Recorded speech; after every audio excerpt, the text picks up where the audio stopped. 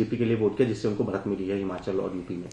देखिए, तो so called जब इंडिया गठबंधन बना था उसके हम पार्ट नहीं थे। मैं शुरू से कहता आ रहा हूं, उसकी जो विपक्ष में जो सो कॉल्ड इंडिया गठबंधन की सबसे बड़ी पार्टी कांग्रेस है। कांग्रेस में अगर लीडरशिप में कंफ्यूजन है तो नीचे तक बिहार में गए वहाँ टूट गया, बंगाल में गए वहाँ टूट गया, यूपी में वहाँ लड़ाई होगी, हरियाणा पंजाब दिल्ली में आके वहाँ लड़ाई चल रही है। तो नीचे तक जो लोग हैं, जो विधायक हैं, वो भी देख रहे हैं कि वो इंडिया गठबंधन ही टूट रहा है और उनको जो दूसरे चुनाव लड़ रहे हैं वो मैनेज कर रहे हैं। तो स्वाभाविक है, जब घर का मुखिया कंफ्यूज होता है तो नीचे तक चीजें सही नहीं रहती हैं और ये तो स्वाभाविक ऐसा होना ही था।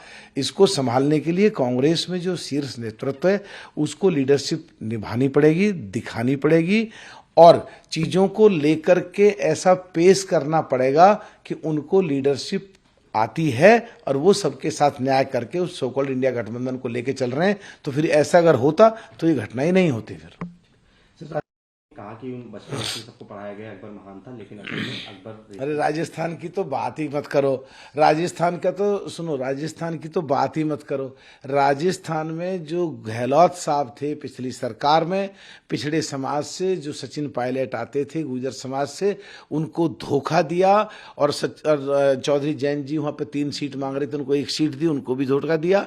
मध्य प्रदेश में पिछड़ों में से यादवों को अखिलेश पखलेश कहा, इसलिए वहां सरकार गई राजस्थान में कांग्रेसियों की और बीजेपी सरकार आती नहीं। अगर वहां पे सचिन पायलट को मुख्यमंत्री बनाया जाता तो जो भी अब चीजें हो रही हैं वो सही है गलत है ये बाद की बात है, वो इसलिए हो रही है कि कांग्रेस की गलतियों की वजह से वहां बीजेपी की सरकार आई है। सर, राज्यसभा चुनाव के दौरान तो प्रो पाकिस्तान स्लोगन्स लगे, इसके मामले में बीजेपी शिकायत भी कर रही है।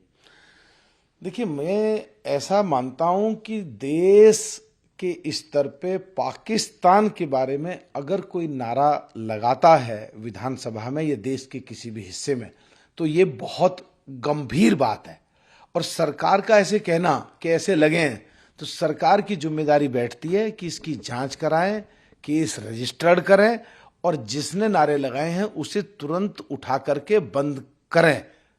और अगर ऐसी जांच में चीज नहीं आई है तो फिर सरकार के किसी भी आदमी को ऐसी हल्की बात कहनी नहीं चाहिए। तो मैं मांग करता हूं कि इसकी न्यायिक जांच हो, अगर सत्यता पाई जाए तो 100% इमीडिएट उसके खिलाफ कार्रवाई करनी चाहिए, देश के खिलाफ जो इस तरह की बात करने की हिम्मत कर रहा है।